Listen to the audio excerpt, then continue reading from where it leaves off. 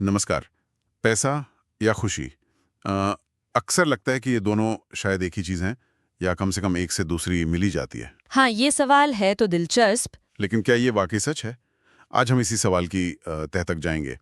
हमारे पास धन बनाम खुशी, जीवन का संतुलन नाम के स्रोत से कुछ दिलचस्प बातें हैं बिल्कुल। और हमारा मकसद है कि हम इसमें से काम की चीज़ें निकालें ताकि जिंदगी में सही तालमेल बिठाने में थोड़ी मदद मिले। हाँ, ये सवाल जितना सीधा लगता है उतना है नहीं। सही कहा।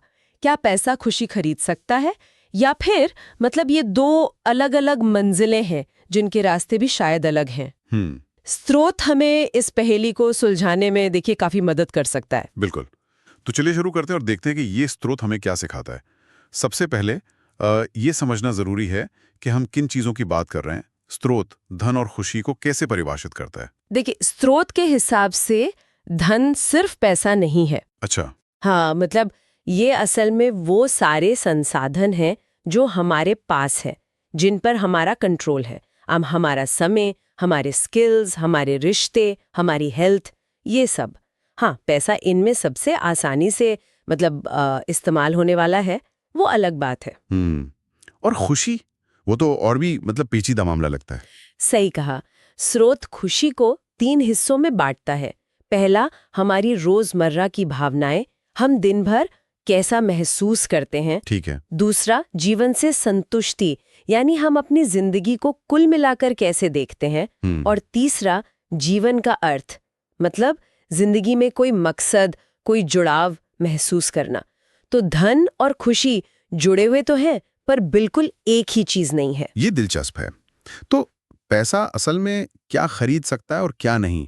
आमतौर पर तो लगता है भी सब कुछ खरीद सकता है। हाँ, यहीं पर मामला थोड़ा और गहरा हो जाता है। स्रोत के मुताबिक पैसा बेशक सुरक्षा खरीद सकता है, जिससे तनाव कम होता है। ये तो है। ये हमें विकल्प देता है, यानी चुनने की आज़ादी। ये सुविधा खरीद सकता है जिससे हमारा समय बचता है, जैसे घर के कामों के लिए हाँ, मदद लेना, बिल्कुल मदद लेना। ये अनुभव खरीद सकता है, घूमना फिरना, कुछ नया सीखना।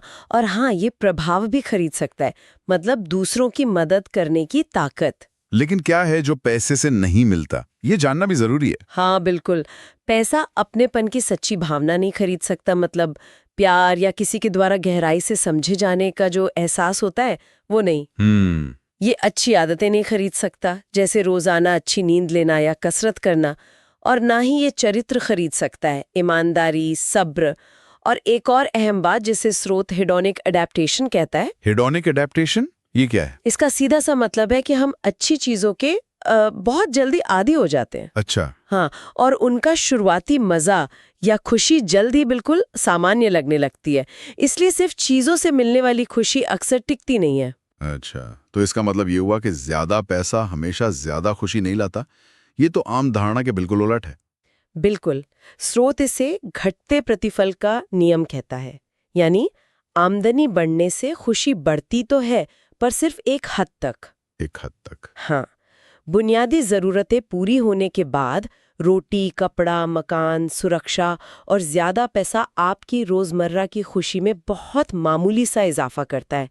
तब ये ज्यादा मायने रखता है कि आप अपने पैसे का इस्तेमाल कैसे कर रहे हैं, न कि आपके पास कितना पैसा है। हमारी दैनिक भावनाएं देखिए इस बात से ज्यादा जुड़ी होती हैं कि हम अपना समय कैसे बिताते हैं और हमारे रिश्ते कैसे हैं। तो अगर किसी के पास जरूरत से ज्यादा पैसा है, मान लीजिए, तो उसे असली खुशी या भलाई में कैसे बदला जाए? क्या स्रोत इसके लिए कुछ ठोस तरीका बताता है, कुछ प्रैक्टिकल टिप्स? हाँ बिल्कुल, कुछ कारगर रणनीतियां हैं जो स्रोत बताता है। पहला, अपना समय खरीदें। उन कामों से बचने के लिए पैसा खर्च करें जो आपको पसंद नहीं या जिनमें आपका नियंत्रण कम है, जैसे रोज का लंबा सफर या घर की सफाई। सही है। दूसरा, चीजों के बजाय अनुभव खरीदें। कोई नई जगह घूमने जाएं, कोई हुनर सीखें, दोस्तों के साथ कुछ खास करें। यादें चीजों से ज्यादा खुशी देती हैं। अनुभव। तीसरा, छोटी छोटी परेशानियों को दूर करें। कोई महंगी चीज खरीदने से पहले उन चीजों को ठीक करें जो रोज आपको परेशान करती हैं, जैसे पता नहीं टपकता हुआ नल, धीमा इंटरनेट या शायद खराब गद्दा। हाँ, ये छोटी चीजें बहुत असर डालती हैं। बिल्कुल। चौथा, उदारता खरीदें। सोच समझकर दान दें या किसी की इस तरह मदद करें जहां आप उसका असर देख सकें। इससे जीवन में अर्थ और जुड़ाव महसूस होता है। ये तो बड़े काम के नुस्खे हैं, लेकिन पैसे के पीछे भागने में कुछ खतरे भी तो होंगे। कुछ पेजेस। हाँ बिल्कुल हैं। कुछ जाल हैं जिनसे सावधान रहना चाहिए। एक है स्टेटस की दौड़, मतलब हम लगातार अपने आसपास के लोगों से अपनी तुलना करते रहते हैं। हाँ वो तो है। और मेरे लिए कितना काफी है, इसकी परिभाषा बदलती रहती है, हम कभी संतुष्ट नहीं हो पाते। दूसरा है अवसर का कोहरा। कई बार पैसे कमाने के मौके के चक्कर में हम अनजाने में अपने समय, सेहत या रिश्तों को नजरअंदाज कर देते हैं। मतलब प्राथमिकताएं गड़बड़ा जाती हैं। हाँ बिल्कुल। इसे लक्ष्य का भटकना भी कह सकते हैं, जब असली मकसद भूलकर पैसा कमाना ही मंजिल बन जाए। तो इन सब बातों को ध्यान में रखते हुए एक व्यवहारिक सवाल उठता है, कब पैसे को प्राथमिकता देनी चाहिए और कब खुशी को? इसका कोई सरल नियम है क्या? स्रोत एक सीधा साधा मार्गदर्शन देता है। देखिए, पैसे को प्राथमिकता तब दें जब आपकी बुनियादी सुरक्षा दांव पर हो। जैसे अगर आपके पास इमरजेंसी फंड नहीं है या आप पर ज्यादा ब्याज वाला कर्ज है। ठीक। या फिर जब आपके सामने कोई ऐसा मौका हो जिससे आपकी कमाई की क्षमता बढ़ सकती है, जैसे कोई जरूरी स्किल सीखना। और खुशी? और खुशी को प्राथमिकता तब दें जब आपकी बुनियादी सुरक्षा तो ठीक है, लेकिन आपके पास समय की कमी है, आपके रिश्ते कमजोर पड़ रहे हैं, सेहत बिगड़ रही है या आपका काम आपके जीवन मूल्यों से मेल नहीं खाता। तो कुल मिलाकर इस पूरी चर्चा से क्या सीख मिलती है? इसका सार क्या है? सार यही है कि पैसा एक जरूरी साधन है, इसमें कोई शक नहीं, लेकिन खुशी एक ज्यादा बड़ा और कह सकते हैं बहुआयामी लक्ष्य है। असली चुनौती संतुलन बनाने में है और ये समझने में है कि पैसे का इस्तेमाल अपनी और दूसरों की भलाई बढ़ाने के लिए सोच समझकर कैसे किया जाए। बस पैसा होना काफी नहीं, उसका सही इस्तेमाल जरूरी है। ये वाकई सोचने लायक बात है। संतुलन। और जाते जाते एक और विचार छोड़ जाती हूँ जो स्रोत से ही है। स्रोत कहता है कि अपनी जिंदगी के पोर्टफोलियो में विविधता लाएं।